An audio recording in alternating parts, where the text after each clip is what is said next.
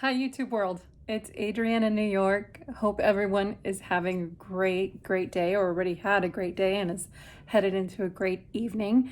Today is day 17, I believe. Let's see.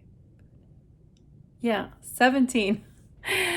I can't believe I'm on day 17 of this challenge, and it still is surprising me in terms of like the beautiful colors that I had in my collection that I had yet to like dip my finger in. It's just crazy.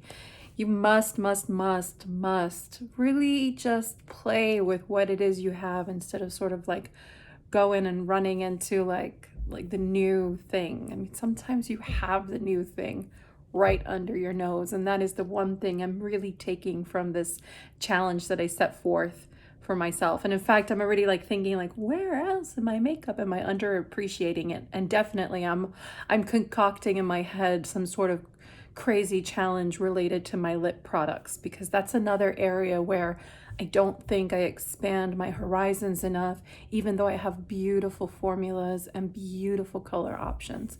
So yeah, I'm still mulling over the ideas and what's gonna work and what isn't, but I'll stay tuned for details on that. But for right now, we are on day 17 of this 30-day single shadow challenge, and I am still, well, whereas yesterday I did kind of more of a magenta wine inspired look, today I tried to go as purple as my collection lets me go.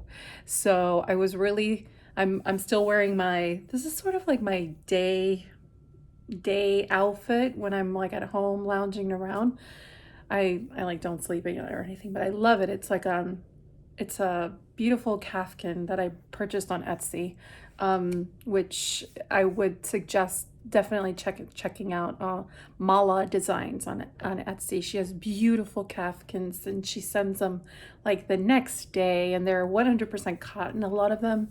And they're just so light and airy and really nice when you're at home all day long and you want something to look presentable but not like constricting. So anyway, that's a slight little plug there for a great Etsy vendor based out of Maryland.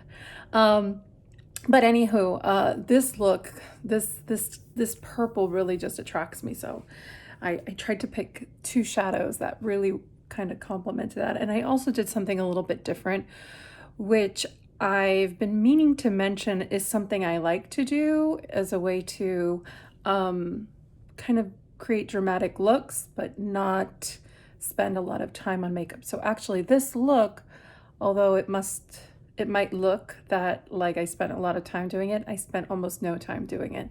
And I'll sort of share my secret as to how I can get this look so quickly. But the first shadow I used just in my crease and to sort of build up that purple look is Devinah Cosmetics Aria. So that's this color here. And it's a really pretty soft creamy matte, whereas I think I've had some of her mattes not be as creamy. This one is quite creamy, quite blendable, doesn't blend away, but allows for you to buff it. And again, like a second layer of this, and you get some really intense pigmentation. And I would call this sort of a mid-tone purpley pink. So it is a nice cooler toned purpley pink color. It's not warm at all. So I use that in my crease and to also blur out some of the edges in this like kind of winged eyeshadow look, which I'll tell you how I achieved. No cut creases here. I don't use concealer on my eyes. The second shadow I used, which is the primary shadow here, the one that has that sparkle and that really cool finish and that vibrancy, really, it's like a real vibrant color, is from Sydney Grace, of course, and it is Deliverer. And this is a really pretty shade.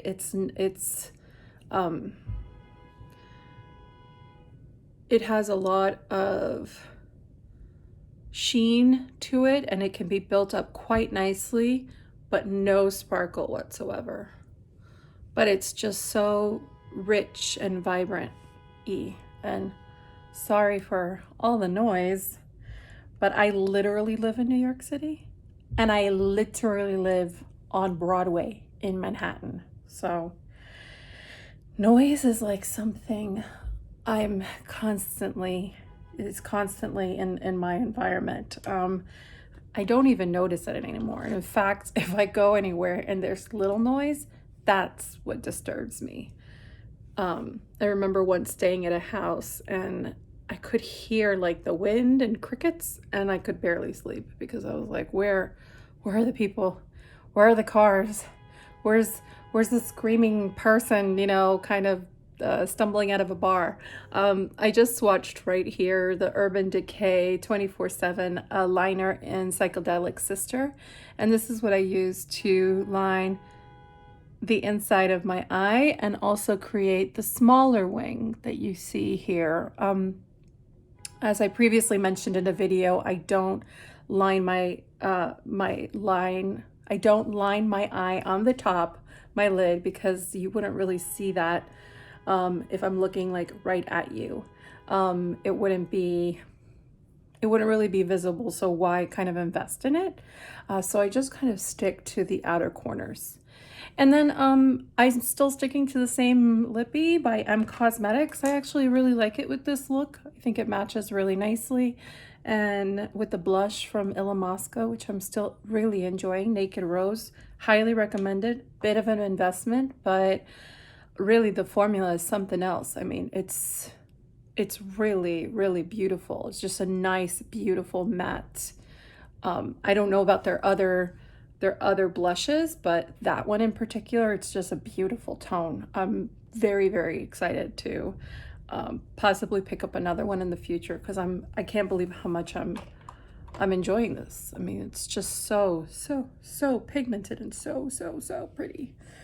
So I just wanted to mention like how I created this look because I'm not someone who loves to like do a cut crease and like kind of fuss too much with makeup application. So, and I'm a messy person. I should just say that, like I'm messy with my application. So I actually did my eyes before I even did my foundation or anything because I knew I was going to have powder everywhere. And I did, but that was really not the eyeshadow's fault. It's just my lack of patience when applying color. And one of the things I love to do is actually messily apply my eyeshadow. So kind of go a little crazy and then just take some micellar water and a little like cotton round, or if I want to get really specific, one of these like cotton swabs. I even have cotton swabs that are more specific for like the eye. And I'll just dip this and I will remove color from my eye and create that shape.